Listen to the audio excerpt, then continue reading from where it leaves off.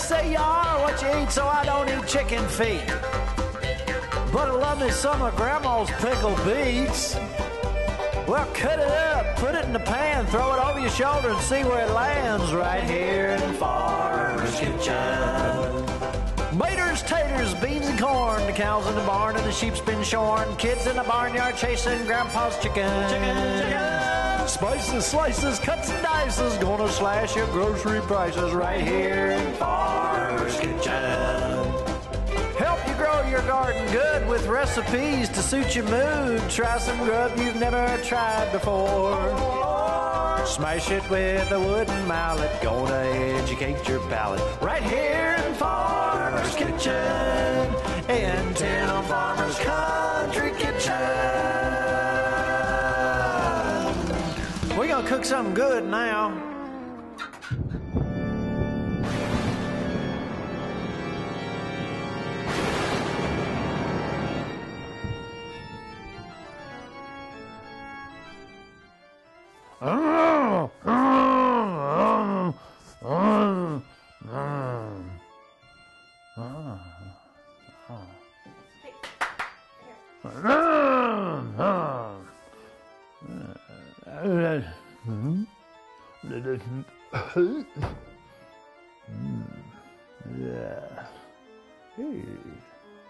Hey, don't eat the pumpkin.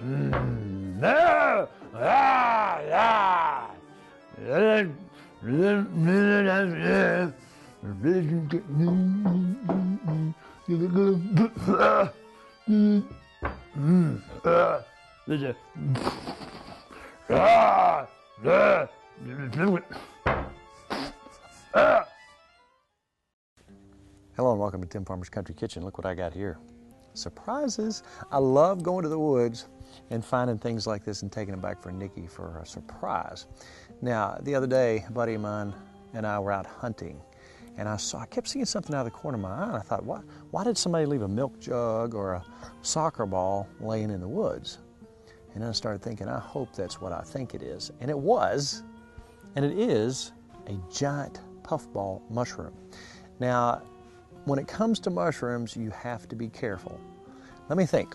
With a name like Destroying Angel or Death Cap, that sounds like a not very fun thing to eat. I don't know if it's Amanita or Amanita.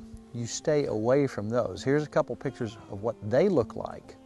Now, the difference between the giant puffball and the other family, the Destroying Angel and Death Cap stuff, which makes you die like within 24 hours, you don't want it, your kidneys shut down, and it's a horrible, horrible way to go. And why am I so comfortable out here with these particular mushrooms?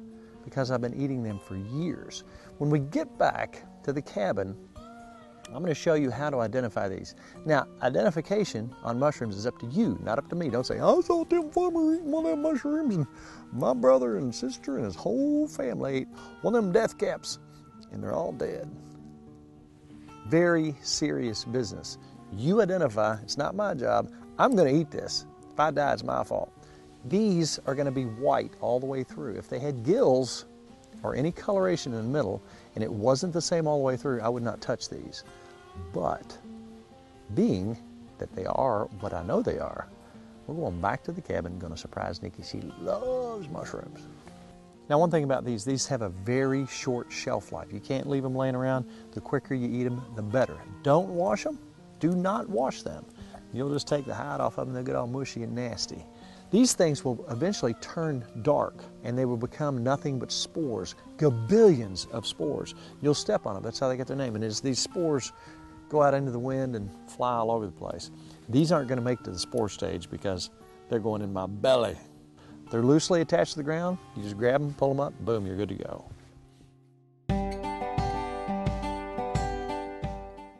Are you impressed? I want to take this and serve it like a volleyball. I'm telling you what, these are some of my favorite mushrooms to Wow. eat. Now let's go ahead and cut this in half. Do not wash these. Oh my goodness. Now, do you notice that throughout that, it's the same texture? It doesn't change. There's no color changes. There's no texture changes. It's all the same. Doesn't smell good? It smells really good. Now, if you saw gills, now you know what gills are in a mushroom, then don't eat it. It's that simple. These things get huge. There's no doubt if it's this big. Now these mushrooms you can cut up any way you want. I'm going to cut it up in a big, like this. You know what let's do? Let's take these and cut them in like strips like this. We're going to take a little less than a half a stick of butter. Yeah, I love this stuff. I mean, love it. You put that in there with that. And you can actually fry this too, like we did a slice. Let's do a slice too, show you how we can do this. Do a slice about like I did the other ones. Put it in there like that. Just rings, right? Yeah. You can cut them up into like long pieces, like just cut through them a couple times. Now, will they get bigger than this? Oh yeah. These things sometimes can get 3-4 times size that. Really? That's why they call them a giant puffball. These have a wonderful texture. A little salt. Those smell delicious. A little pepper. No death caps or destroying angels for me, please. Just the giant puffball today. And I joke, but it's very serious business, especially if you're a young one. Don't you dare take something and try to eat it before your parents have taken a look at it, because there's stuff out there that will just flat kill you. So we just got this on medium heat with butter. How do you go down a sandwich, those pieces? Oh yeah. And you can use this just like you'd use eggplant or even a big portobello. Now, is this the only time of year these come out, or They come out in the fall. just in the fall? Now these cook down. Man, the taste. Dang, try it. All right, this is what we're having for breakfast. Later on, guess who's coming out? Who? Deanne Elmore. She's a good cook. You know what she's bringing? What? Brisket. Yum. So lunch. Mm-hmm.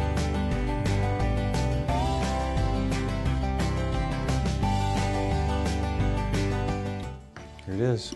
Yum. Now see how they kind of shrunk up. You got the butter and the onions. Wow. That's really good. Now a lot of people like these with eggs. Mm-hmm. But this is the main course. And I could keep on eating. This is delicious. Is that not delicious? Good breakfast, thank you. When you eat it, it almost has the texture of eggs. Mm-hmm. And again, a lot of people eat them with eggs. It does have that texture. Wow, that's good. I'll be playing in the field today picking up mushrooms. Let's eat the rest of this, clean this mess up. I think Deanne's on her way. Okay. Right. Sounds good.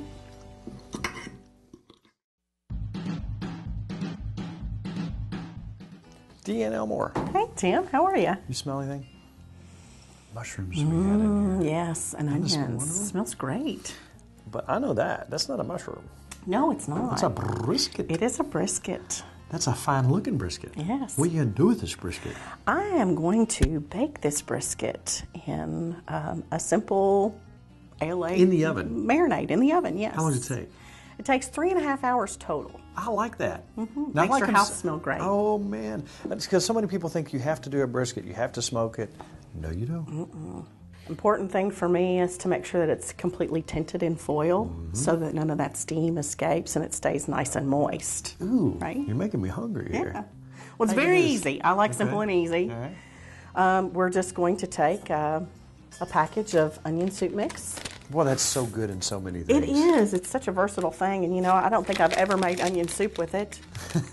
I always cook with it. For what it's intended for, you never use Right, it. never used it for what it's intended for. And then we're going to put just a cup of ketchup, and I'm just going to eyeball it, I think. You know, people It's that pretty close. watch our show, they always say they like the fact that we use mostly stuff that they have in their kitchen or can access easily. Very and simple you're sure doing and that today. easy. I am, right. It's, ketchup, onion soup mix, and a bottle of Ale-8. Okay, I like where you're going. That smells really good.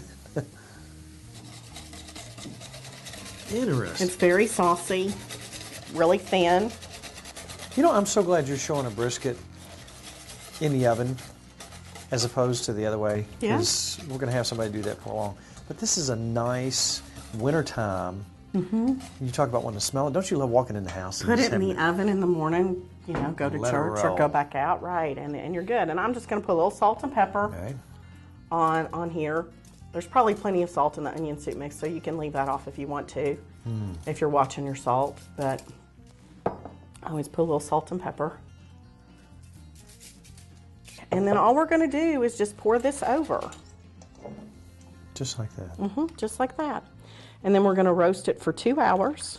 And then at the end of 2 hours, we're going to add, if you want to, you don't have to, but I like to add potatoes, carrots. Veggies. You can even, sure. Whatever you want. And again, you can see how saucy that is. You know what? That has some kind of smell going on there. It's a pretty basic sweet and sour kind I of. can see where you're going here. So then we're just going to tint it in foil. You want all that moisture to stay in there. Right, I do. I don't want it to dry out because nobody wants dry beef. No, You know, can't everybody do it. wants it nice and moist. You want to be able to slice it, shred it, whatever Man, you want to really, do with it. really does smell good. And it's easy. You know, I spent what? Your prep time right there was about 3.5 minutes. And then we're just going to pop it in the oven.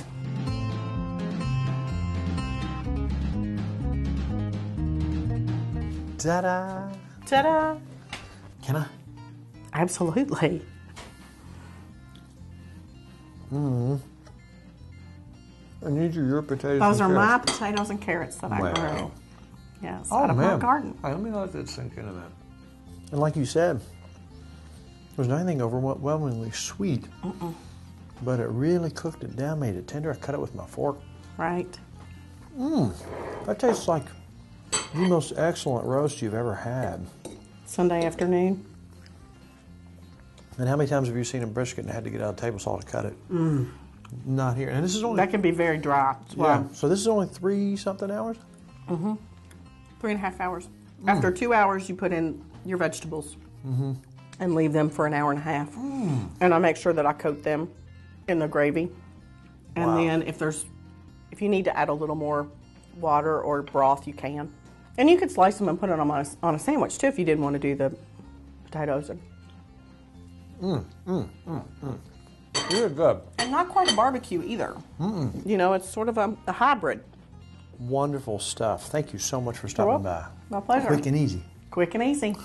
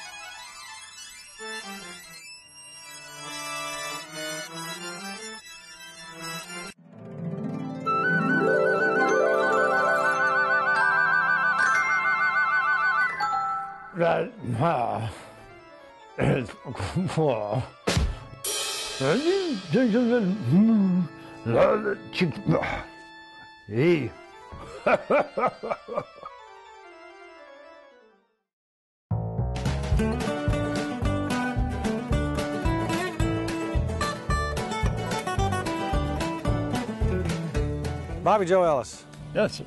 About time we come out here again. We haven't seen you in a while. Been a while, hasn't it? Beautiful fall garden you've got going here. Well, thank you. You know, most people, not most people, but your casual gardener thinks that in the spring you start your garden and about now you're done. No, Not Bobby Joe. no. When do you start thinking about planting your fall garden? Fall garden, I'll usually put it about the second week in August. Second week in August. Now, what are you going to plant? Broccoli, cauliflower, and cabbage. Now, I'm looking right here at some of the prettiest broccoli that I have seen in a long time. Beautiful cabbage, and they're not bitten up like the spring cabbages. Now, that's the reason I put out the stuff in the late fall, Now- where it's maybe eat up. Again, we're going to refer now to a segment that we did not long ago, the old-fashioned way to store your cabbage. You'll dig a hole right here. That was interesting in itself. If you want to refer back to that, that's how you store for winter. But this over here, cauliflower coming on, you still got a few tomatoes too. Yeah, that's still got tomatoes.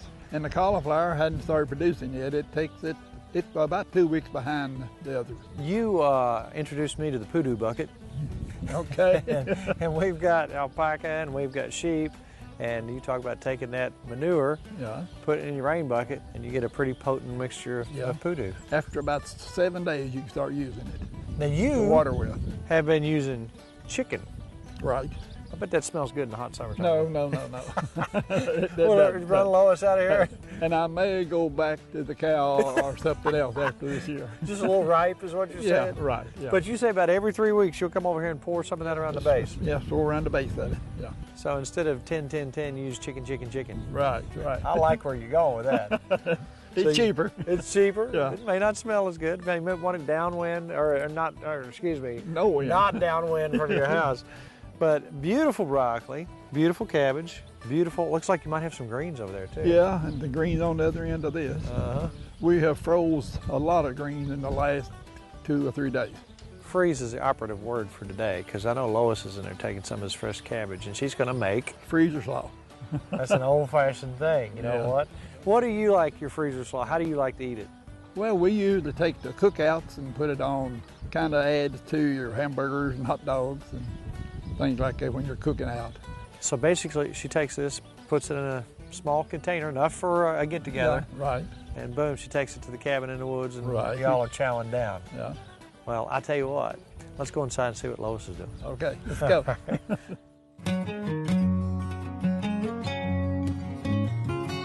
We're back in Lois's kitchen. I always love coming to your kitchen because it always smells interesting. There's always good stuff. Bobby and I were wandering around the garden, and he was showing me his greens. And so this is like the bonus part of today's. This is like the extra.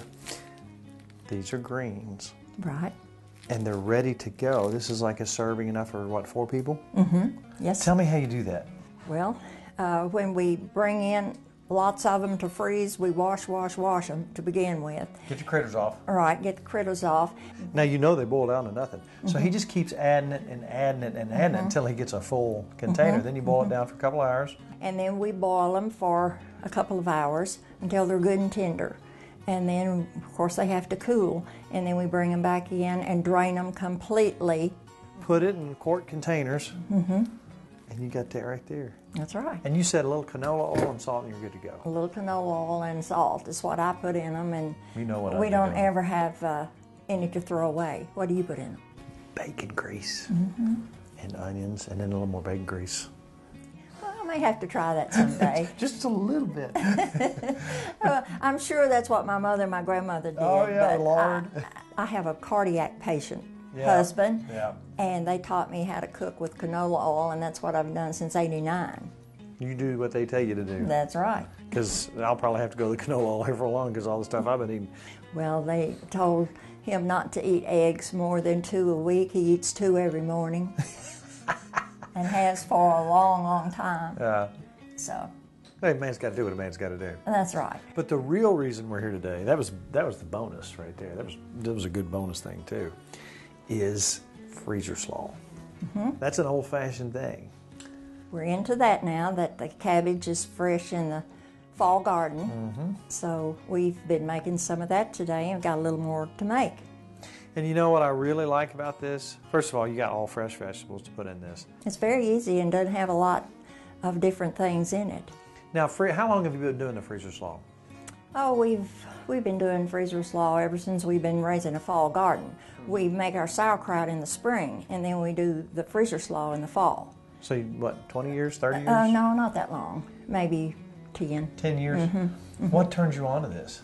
Well, of course, we really like coleslaw, and I just saw some recipes, and I thought, well, I'll give it a try, and it was really a big thing. Usually 1 bucket, do you, or sometimes you have to take 2? Well, usually I just take 1, and if I take 2, then we have a son-in-law who loves to take that leftover home with him, so. Okay, let's talk about how you make this. It sounds fairly simple, but I've already tasted it. I already snuck in there, and it's absolutely beautiful taste and leaves a great aftertaste in your mouth. What do you do to make this? Well, you just bring in the fresh vegetables from the garden. I have 3 vegetables in it, a carrot, a green pepper, and a head of cabbage. So if you're doing 20 of these or 1 of these, that's your basic recipe. That's my basic 1 recipe. carrot to 1 pepper per head of cabbage. Right. Gotcha. And then there's a dressing that you put together and bring it to a boil. and then you let it cool to lukewarm before you add all your vegetables into it. And What is that now? What's your... it is 2 cups of sugar, 1 cup of vinegar, a 1/4 cup of water, a teaspoon of salt, and a teaspoon of celery seed. Now, I'll tell you what I'm going to do. I'm going to get myself right out of the way. I'm going to watch you make this. I'll talk to you from over there. I'm Okay. taking this with me. Don't All right.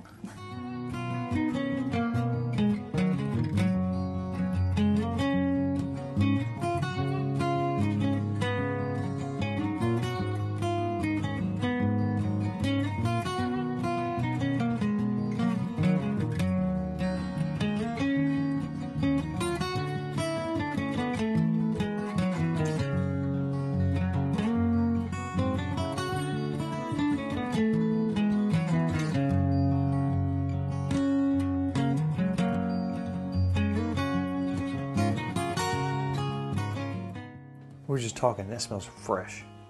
Everything about it smells. I already know what it tastes like because I already had some, but I want some more.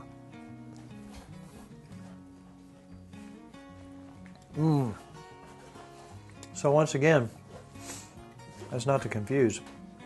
You let that get room temperature before you pour your stuff in because you don't want to cook your vegetables. Right. That way you get that fresh taste when you open this up.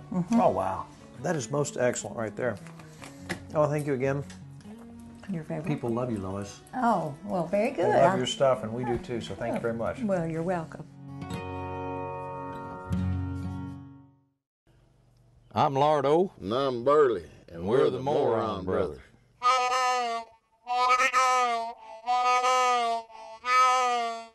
Got a frog in my throat.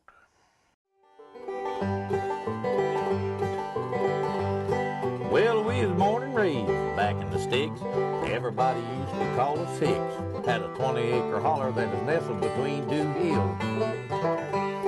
Raised hogs and chickens and cows and a mule. Might have been hillbilly, but weren't no food. We had plenty to eat. Raised it all ourselves. Now the biggest problem that we ever had was a mule named Rodney kept everybody mad. No matter how hard we tried, we couldn't keep him fenced in. He'd get in the garden in Ma's flower bed and paw his cuts and crack his old gray head, settle his nerves with a drink and patch the fence again. Me and my brother bought an electric fence battery and all, put it up one night, gonna surprise our pa. Had to keep the mule in so pa wouldn't get so tense. Pa got up that night, moving kinda quick, headed for the outhouse, the fog was thick. Must have lost his way, got hung in that electric fence. Yeah, he must have went through a spiritual change, he don't look the same anymore. Works hard every day, goes to church every Sunday, no more loafing at the country store. Treats us all different, even quit chewing tobacco, ain't cussed or drank ever since. The night that Pa got hung in that electric fence. We heard Paul scream, he said, "Come quick, sons. Martians have got me, they're zapped me with a gun." Wasn't hard to find, but sparks were flying everywhere. He said, "Stand back, boys, I ain't a-joking." His body was jerking and his long johns was smoking. Hair was standing straight up, he must have really been scared. We was trying to tell Paul what we had done. Saw them all coming with her old shotgun. She said, "Step aside, boys, ain't no Martian gonna get my man." When the mule ran out of the barn with a bucket on his head, Ma let go both barrels, filled him with lead. Thought he was a Martian, couldn't make her understand. Yeah, he must have went through a spiritual change, he don't look the same anymore. Works hard every day, goes to church every Sunday, no more loafing at the country store. Treats us all different, even quit chewing tobacco, ain't cussed or drink ever since. The night that Pa got hung in that electric fence. We got Pa out when the battery went dead. He was stiff as a board when we got him in bed. Me and my brother got scared, snuck the fence back to the store. They still swear up and down that the Martian was there. Ain't been able to do nothing with Pa's hair. Can't figure out why the mule won't need to have a bucket anymore.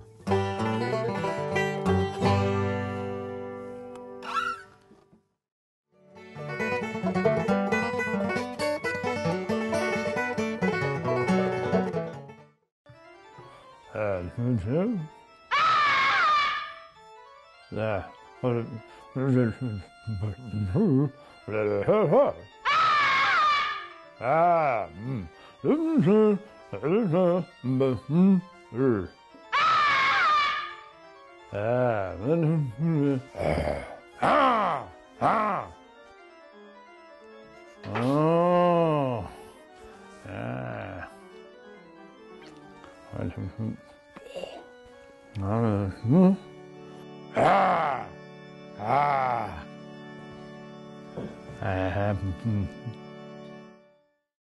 To order a cookbook, please call 502-319-0487 or email timfarmerck@gmail.com.